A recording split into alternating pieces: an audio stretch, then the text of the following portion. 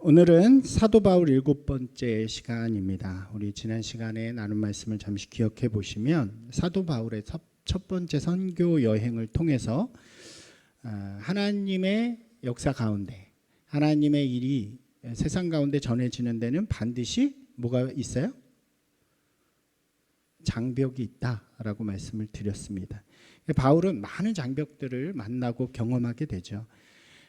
굉장히 죽을 수도 있는 그런 상황에 처하기도 하고 폭동 가운데서 쫓겨나기도 하는 그런 일들을 많이 경험하게 됩니다. 그런데요, 흥미로운 건 그러한 어려움만이 있었던 것이 아니라 1차 선교여행은 어려운 만큼 뭐가 있냐면 열매가 있었어요. 그래서 많은 열매들, 많은 성과들을 맺게 됩니다. 가는 곳마다 힘든 사건들은 있었지만 많은 이방인들이 복음을 받게 되고 또 교회 공동체가 생겨나는 그런 일들이 일어나게 되죠. 저는 개인적으로 느낄 때 좀 바울이 이러한 죽을 수도 있는 핍박 속에서도 그것을 굴복하지 않고 이겨낼 수 있는 힘은 이 열매를 맛보았기 때문이 아닐까 하는 생각을 하게 됩니다.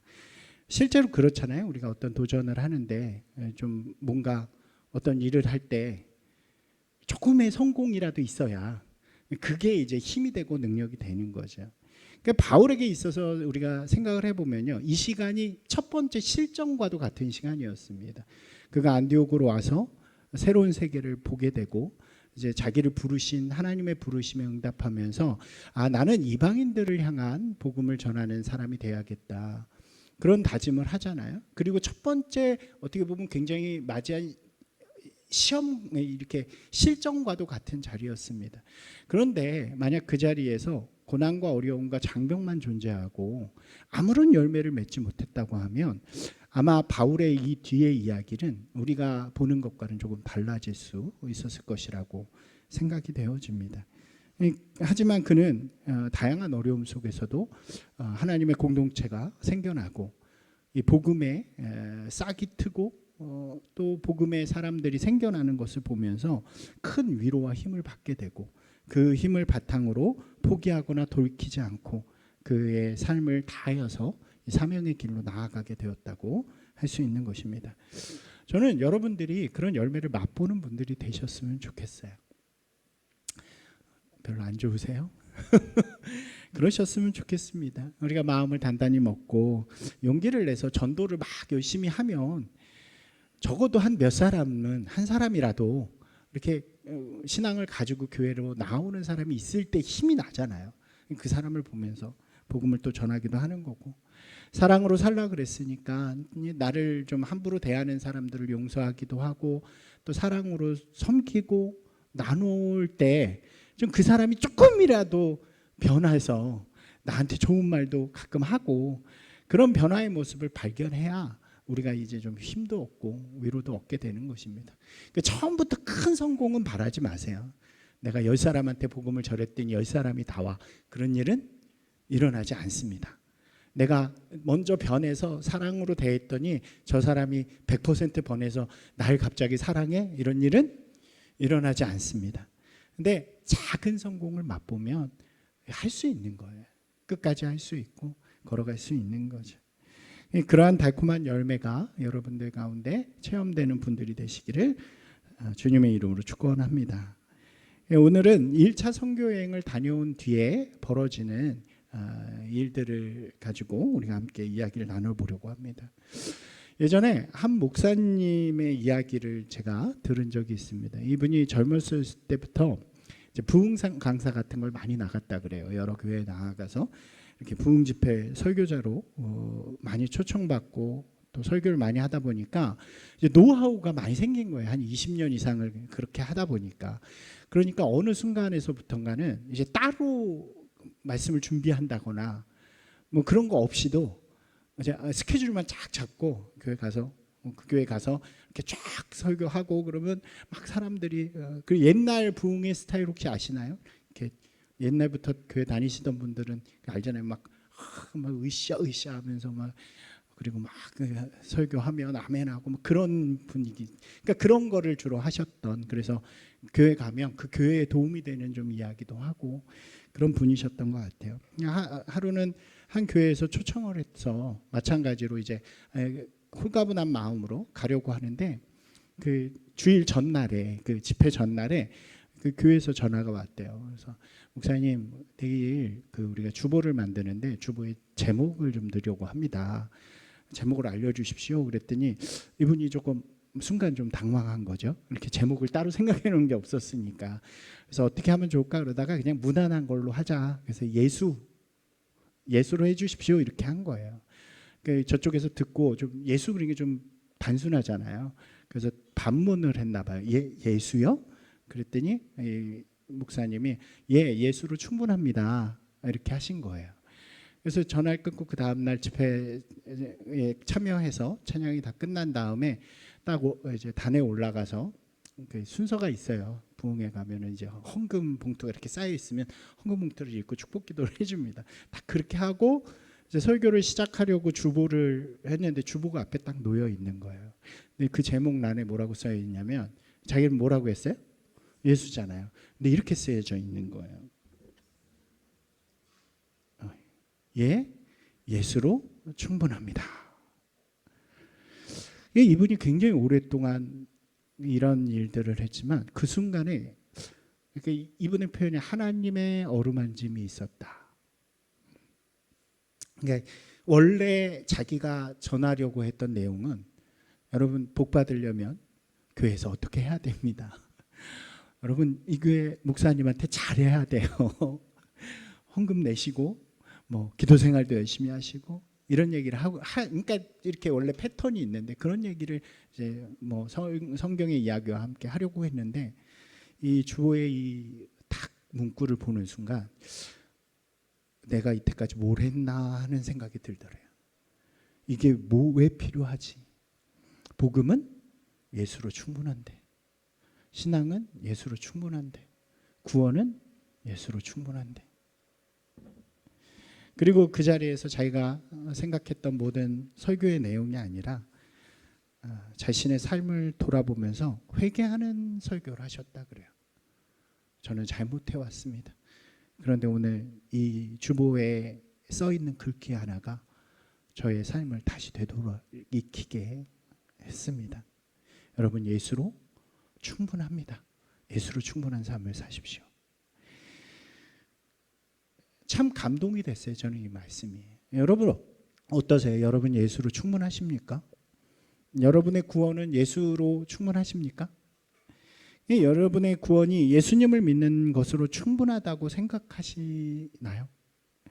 이 질문은 지금 우리에게 뿐만이 아니라 기독교가 시작된 예수님 시대 이후로 계속해서 던져진 질문이에요.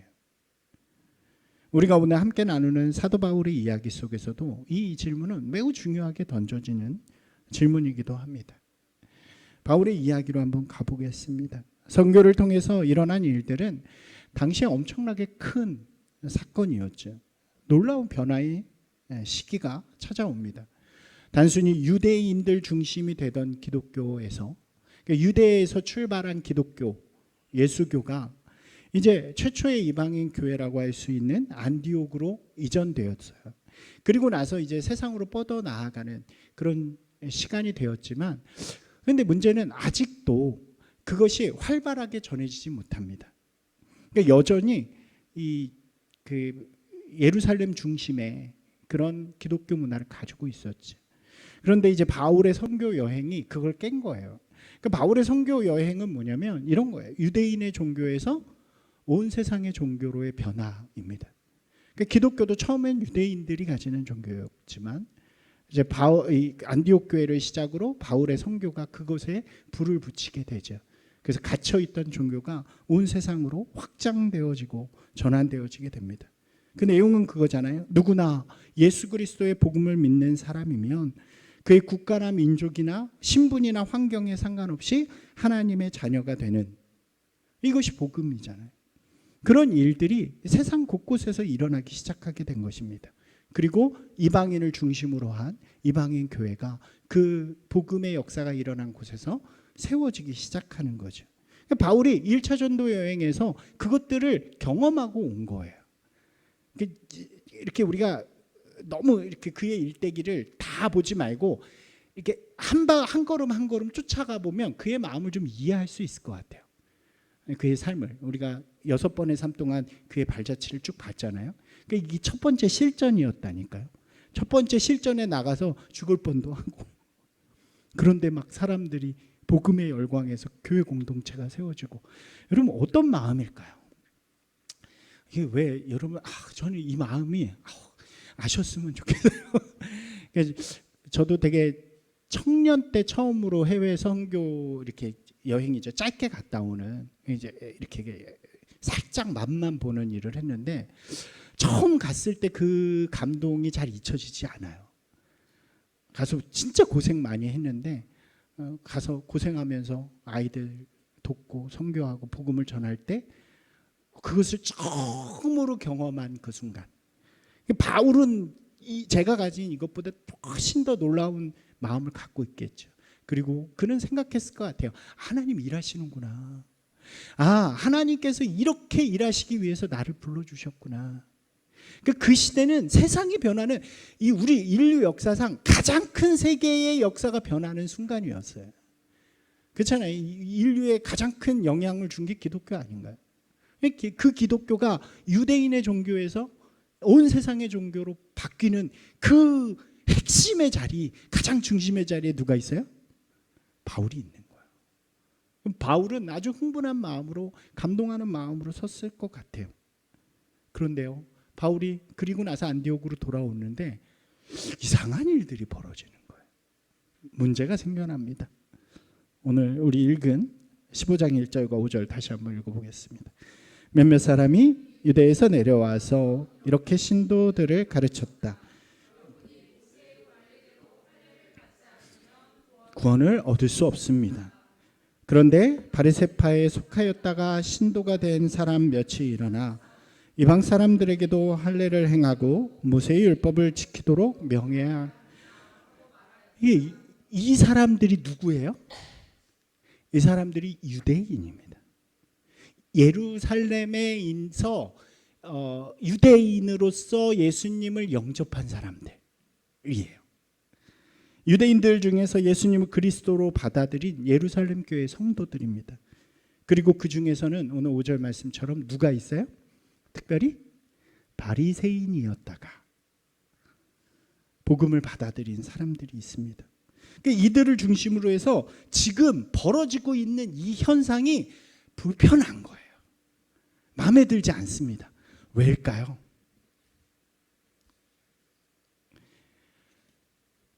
굉장히 마음에 안 들어요. 왜냐면 나만 알고 있는 내가 가진 거를 남이 그 자격 없다고 생각되는 사람들이 자꾸 가져가고, 거기까지는 괜찮아. 그런데 그 사람들이 주가 되는 것 같아요. 우린 자꾸 소외되고, 예루살렘은 점점 어려워지는데 이방 교회들은, 안디옥 교회의 역사가 일어나고, 가는 곳마다 역사가 일어나는 게 마음에 들지 않는 거죠.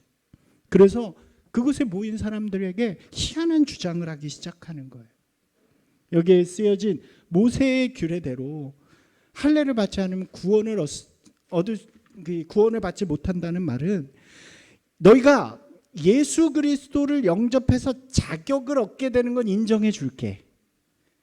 자격 얻는 거 인정해 줄게. 근데 그거는 자격의 완성이 아니야. 그건 입문이야, 입문. 여기 문턱에 들어오는 건 오케이. 그런데 너네가 진짜 여기서 그 구원의 자격, 하나님의 백성으로서 자격을 가지려면 뭘 해야 돼요? 우리처럼 유대인이 돼야 돼. 할례도 받고 율법도 잘 지키고. 우리 봐봐, 우리는 할례도 받고 율법도 잘 지키고 잘 아는데 거기다 예수님까지 믿잖아. 그러니까 너네들 주인공이 되려고 하지 마라고 이야기하는 거죠. 이건 겉으로 보면 율법이라는 전통을 강조하는 것처럼 보이지만 그 안에는 복음이 너희 이방인들을 받아주었을지 모르지만 그것은 저기 떨어진 알곡을 주워 먹는 것과 같다는 거예요. 너희는 그런 사람들이야. 우리가 먹다 남긴 이 음식을 주워서 먹을 자격이 생긴 거지 우리처럼 주인공이 될 수는 없어. 복음의 중심은 바로 유대인이라는 마음이 그 안에 담겨져 있다는 거죠. 아마도 이것은 당시 유대인들이 가졌던 보편적인 생각이었던 것 같습니다. 그리고 그러한 그들의 사고는 많은 갈등의 요소를 일으키죠. 이것을 실제 지금의 모습으로 바꿔본다면요, 되게 이렇게 이야기할 수 있을 것 같아요.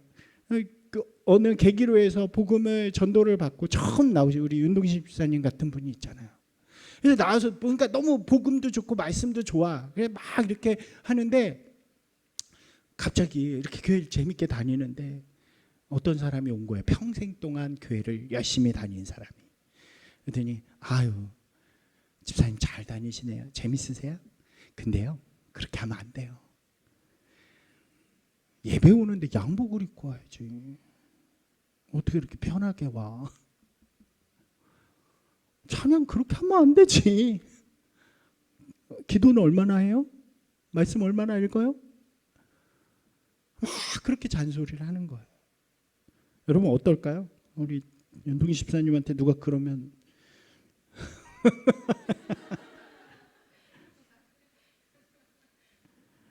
둘 중 하나겠죠. 그 사람과 똑같은 사람이 되려고 노력하거나 아니면 그런 소리가 듣기 싫어서 자리를 떠날 수밖에 없는 거죠. 그리고 실제 그 당시에 이러한 일들이 일어났다고요. 바울이 전도한 지역들 우리가 지난주에 봤잖아요. 비시디아 안디옥부터 해서 그쪽 전체 지역을 또 갈라디아라고 표현합니다. 갈라디아서 오늘 볼 건데 갈라디아서가 그 교회들한테 보내는 편지예요. 그 지역에 이방인 교회가 생겨난 거예요. 그 이방인들이 너무 재밌게 교회 공동체를 이루면서 살아가요. 그런데 부족하죠. 이 사람들은 신앙의 연륜이나 이런 게 없으니까 당연히 부족합니다. 자신들의 문화 속에서 그냥 교회를 이루면서 살아가는 거예요. 그런데 그곳에 누가 가냐면 이런 사람들이 찾아가는 거예요. 이런 사람들을 누구라고 부르냐면 유대주의자라고 불러요. 유대주의. 비슷한 게 율법주의자인데 율법주의와 유대주의는 다릅니다. 율법주의는 뭐냐면 유대인들 중에서 율법만 지키면 된다고 이야기하는 사람들이에요. 그러니까 그 안에 담겨진 하나님의 마음은 모르고 겉으로 보여지는 이 규칙만 지키면 된다는 사람들이 율법주의자입니다. 근데 유대주의자는 유대 기독교인들을 이야기하는 거예요. 유대 기독교인들 중에 이방인들을 향해서 예수만으로 안 돼. 복음만으로 안 돼. 하나님의 백성이 되려면 모두 해야 돼요? 할례도 받고 율법도 지키는 사람이 돼야 돼. 그런 사람들이 유대주의자인데 이 유대주의자들이 성행을 하는 거예요. 물 만난 고기처럼. 여기 갔더니 기독교인이 돼서 막 자기들끼리 노는 사람들이 많아요. 예배드리고. 그런 사람들한테 가서 뭐가 돼요? 꼰대가 되는 거죠. 얼마나 재밌어요. 얼마나 좋을까요? 그럼 잔소리 하는 게 좋아요? 듣는 게 좋아요? 그잖아요. 자꾸 가르침을 받는 게 좋아요? 가르치고 싶어요? 인간의 속성이죠. 이 사람들도 그런 거예요. 자기가 우위에 섰다고 자랑하기 위해서 사람들을 찾아갑니다.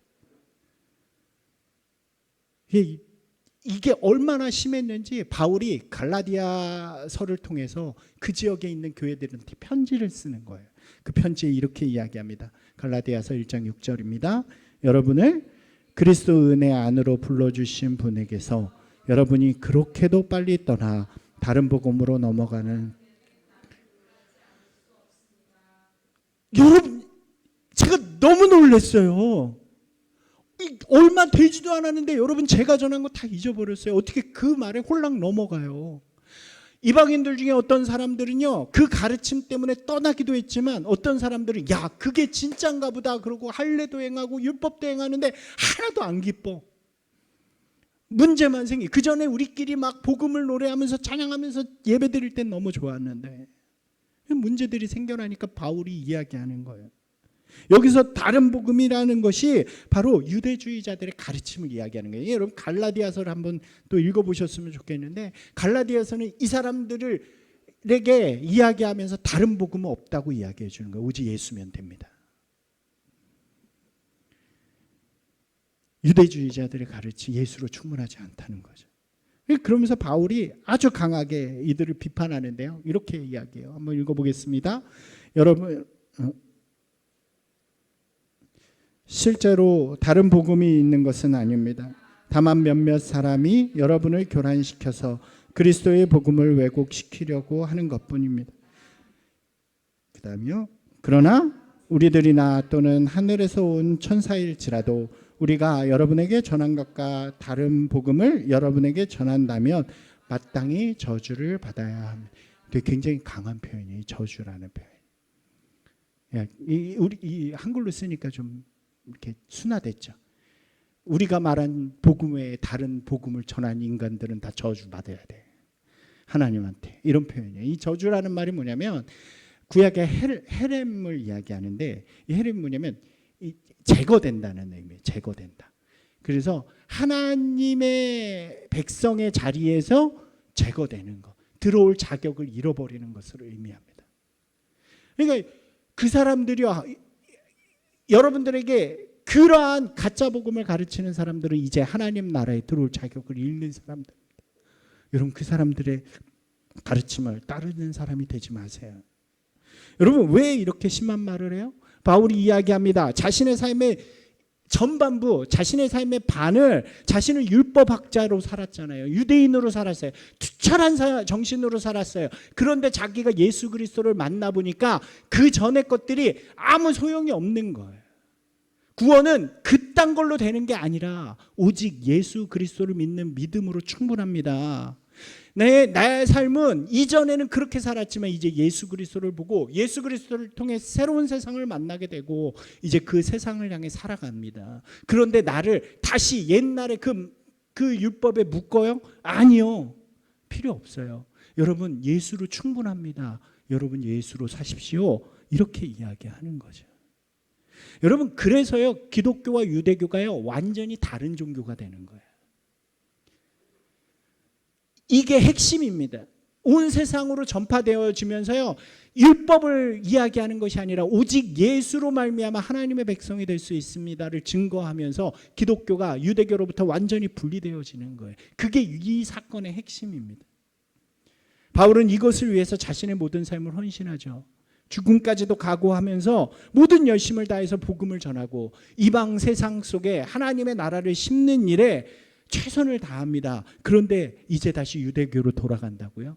그 이방인들이 유대인처럼 살려고 그런다고요? 이건 말이 안 되죠. 그래서 바울은 화가 나고 안타까운 마음에 저주라고 써요. 사도행전에 가보면요. 다시 사도행전 15장과 갈라디아서 1, 2장에서 이 문제를 똑같이 다루는데 그가 얼마나 민감하게 이 문제를 강하게 대응했는가를 보는 그런 에피소드들이 등장합니다. 바울은요 유대주의자들과 많은 충돌과 논쟁을 했어요. 그러다 보니까 이 문제 해결 방법을 찾아야 되잖아요. 이 사람들이 자기가 안디옥에 있는데도 와가지고 자기 앞에서도 이런 소리를 하니까 막 싸워요. 그러다가 안 되겠어요. 그래서 어떻게 하냐면 바나바와 사람들을 데리고 예루살렘으로 갑니다. 그러니까 제가 볼 때 이게 순화됐는데 우리 그냥 재밌게 표현하면 쳐들어가는 거예요. 따지러 가요. 그들의 예루살렘 교회에 가서 이때까지 있었던 선교의 이야기들 쭉 해주는 거예요. 그때 바울이 누구를 데려가냐면 예루살렘 교회에 이 디도라는 사람을 데려갑니다. 디도. 여러분 디도 어디서 들어보셨죠? 디도서. 그 디도예요. 그러니까 디도서는 이 디도가 나중에 우리가 크레타 섬이라고 혹시 아시나요? 성경에 옛날에 그레데라고 나온 그 섬에서 목회할 때 바울이 그 옥중에서 바울 서신을 보내는 게 디도서입니다. 근데 이때만 해도 어떤 때였냐면 디도가 완전한 외국인이거든요. 부모도 다 헬라인인데 완전히 외국인인 이방인인 채로 복음을 받고 구원을 받은 사람이에요. 근데 이 사람이 어떤 사람이냐면 너무 칭찬받을 만해. 너무 괜찮아. 사람들이 다 칭송하고 이 안디옥 교회 사람들도 너무 괜찮다 그러고 당신만 보면 내가 교회에 다니고 싶어 막 이런 말 들을 정도로 아주 훌륭한 사람이에요. 그 사람을 데리고 가는 거예요. 디도를. 그러면서 이 사람을 이렇게 소개합니다. 읽어보겠습니다. 나와 함께 있는 디도는 그리스 사람이지만 할례를 여러분 이게 무슨 말인지 아세요? 이렇게 소개해요. 그는 유대인이 아니었기 때문에 유대 전통을 따를 이유가 없잖아요. 그래서 할례도 안 받았어요. 율법도 지키지 않아요. 그런데 사람들 앞에 할례 받지도 않았지만 가장 훌륭한 그리스도인의 모델이 되었습니다. 할례도 받지 않아도요, 율법을 행하지 않아도요, 정결법을 지키지 않아요, 유대의 전통을 따르지 않아요. 그래도요, 그는 복음을 통해서 하나님의 자녀가 되었다고 확신 있게 고백합니다. 그리고 그것을 삶으로 보여주는 삶을 살아가고 있습니다. 여러분, 이 사람이 부족합니까? 여러분 보시기에 이 사람이 하나님의 자녀가 될 자격이 없다고 생각하십니까? 이렇게 이야기하는 거예요. 그리고 예루살렘은 그의 단호함 끝에 긴 회의를 열고 드디어 이 큰 문제에 결정을 하게 됩니다. 8절 읽어보겠습니다. 그들은 베드로에게 할례받은 사람에게 복음을 전하게 하시려고 사도를 주신 분이 나에게는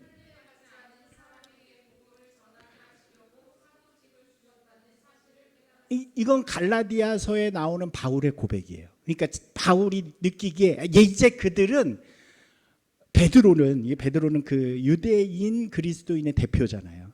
베드로를 불러주신 이유와 나를 불러주신 이유를 인정하기 시작했다. 이방 땅을 향하여 복음을 전하는 걸 인정하기 시작했다. 그것을 사도행전에서는 다시 이렇게 이야기합니다. 한번 같이 읽겠습니다.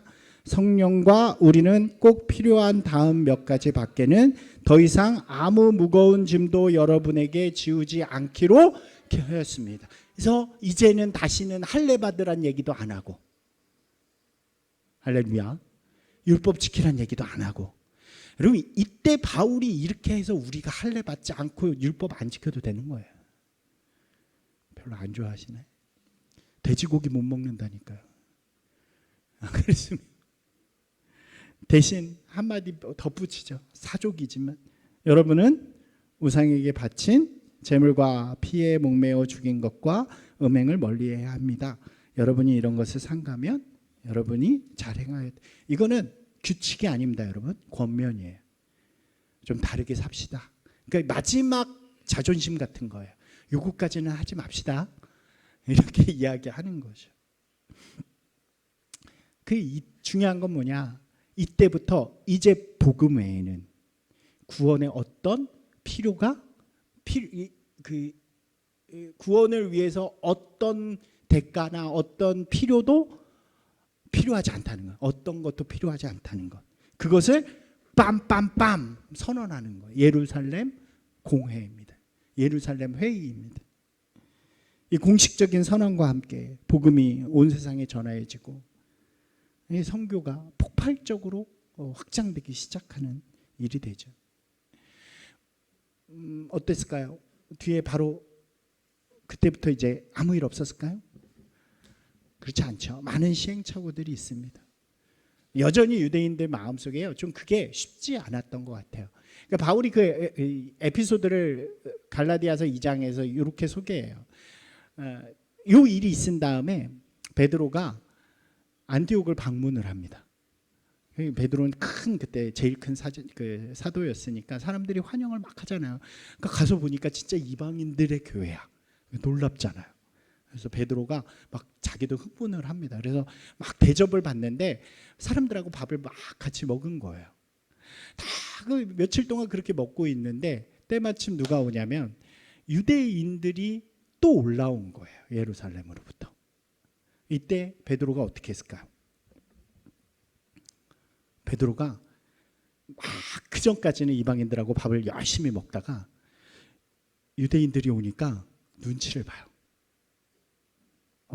저 사람들이 나 눈치 주는 것 같은데 슬그머니 피합니다.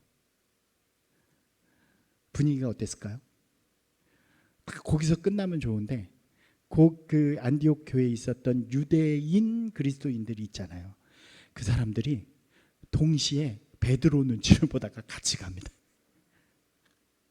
상상해 보세요. 같이 이렇게 우리가 밥 먹고 있는데 막 우리는 뭐 특별한 사람이 없어서 이해가 안 되나요?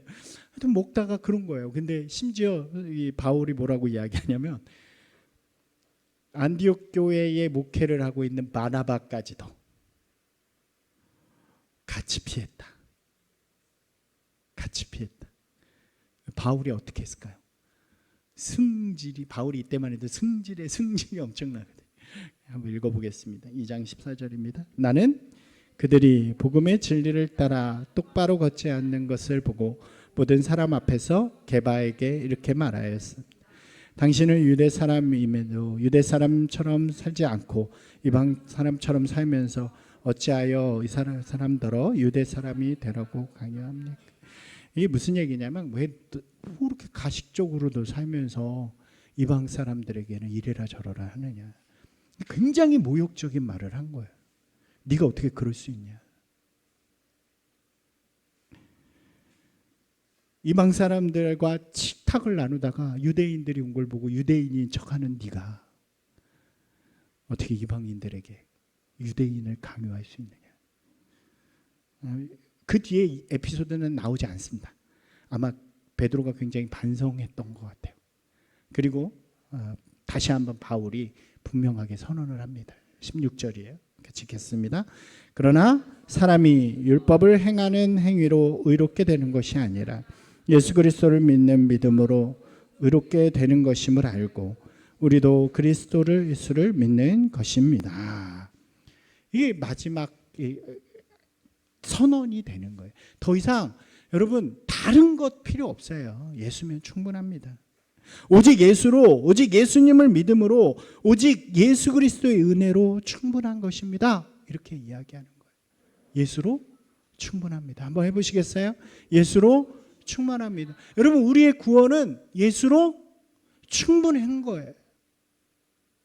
여러분들이 어떤 모습을 할지라도, 여러분들이 여러분의 이전의 모습을 다 끊어내지 못했을지라도, 교회에서 좀 세상과 다른 모습으로 살지라도 예수 그리스도 그분을 향한 믿음과 복음을 받아들이는 마음이면 우리는 하나님의 자녀가 되는 것입니다. 할렐루야.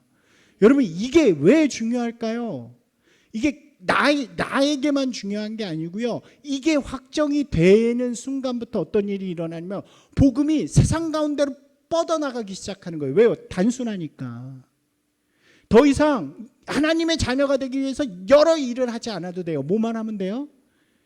예수만 믿으면 되는 거예요. 복음도 심플하잖아요. 여러분 죄인입니다. 죄 지은 사람은 모두 심판을 받습니다. 그러나 하나님의 은혜로 하나님의 아들이신 예수 그리스도가 이 땅에 오셨습니다. 그러니까 예수 그리스도를 믿고 여러분의 삶에 새로운 세상을 바라보십시오. 이 복음 가운데 로마까지도 무너지기 시작하는 거죠.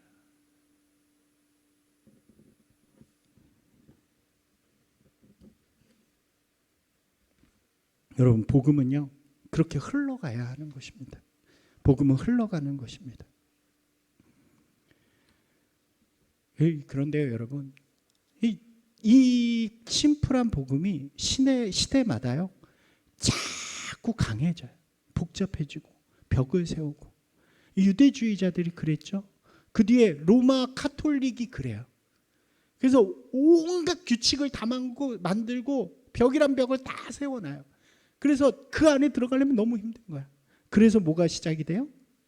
여러분 종교개혁 어렵지 않아요. 간단해요. 뭐로 돌아가는 거예요? 예수로 돌아가는 거예요. 예수면 충분해요. 그 종교개혁으로 말미암아 온 세상에 다시 한번 복음이 퍼지기 시작합니다. 누구에게나. 그런데요 종교개혁 이후에도요 똑같은 일이 계속해서 반복이 되는 거예요. 우리에게도 마찬가지잖아요. 자꾸 교회가 힘이 생기고 교회가 자유로워지면 여러분 하는 게 뭔지 아세요? 교회도 마찬가지고 이제 세상의 어떤 것들도 마찬가지인데 힘들고 어려울 때 정체성이 명확해집니다. 기독교가 가장 명확했던 때는 다 박해받는 때예요. 심플하게 예수를 전하는 때는. 그런데 박해를 안 받고 자유로워지고 힘이 생기고 권력이 생기니까 그거를 가지고 기득권이 되어지는 거죠. 벽을 세우고 우리가 제일 높아지려고 하는 성을 쌓는 그런 곳이 되어집니다. 여러분 근데 기억하셨으면 좋겠어요. 그렇게 복음이 흘러가야 하는 건데 흘러가지 못하고 쌓여 있으면 썩어집니다. 이건 개인도 마찬가지예요. 우리 신앙인 안에요. 복음은 흘러가는 것입니다. 여러분 한번 해보시겠어요? 복음은 흘러가야 합니다. 예, 여러분 흘러온 복음을 여러분이 받았잖아요. 그런데 그게 내 안에서 성이 되고 쌓여지기 시작하면요, 고약한 냄새가 나요. 제가 이렇게 썼어요. 한번 같이 읽어볼까요? 예, 여러분 냄새를 맡아보세요 스스로. 여러분 고약한 냄새 나는 그리스도인들이 있잖아요. 세상에 그리스도의 아름다운 향기가 아니라 썩어지고 욕심으로 가득한 냄새를 풍기는 그리스도인의 모습들이 얼마나 많습니까? 여러분 그건 뭐 때문이라고요? 복음이 흘러가지 않아서요. 아름다운 향기는 흘러가는 데서 피워지는 것입니다. 예수로 시작된 복음이 사도들에게, 바울에게, 그의 제자들에게, 그리고 그를 따라 복음을 흘려보낸 이들을 통해서 우리 가운데 아름답게 전해집니다. 그리고 우리도 이제 그것을 심플하고 아름답게 흘려보낼 때 우리는 향기나는 그리스도의 사람들이 될 수 있는 거죠. 여러분 이렇게 정리하면 좋겠어요. 구원을 받는 것은 쉬운 일입니다.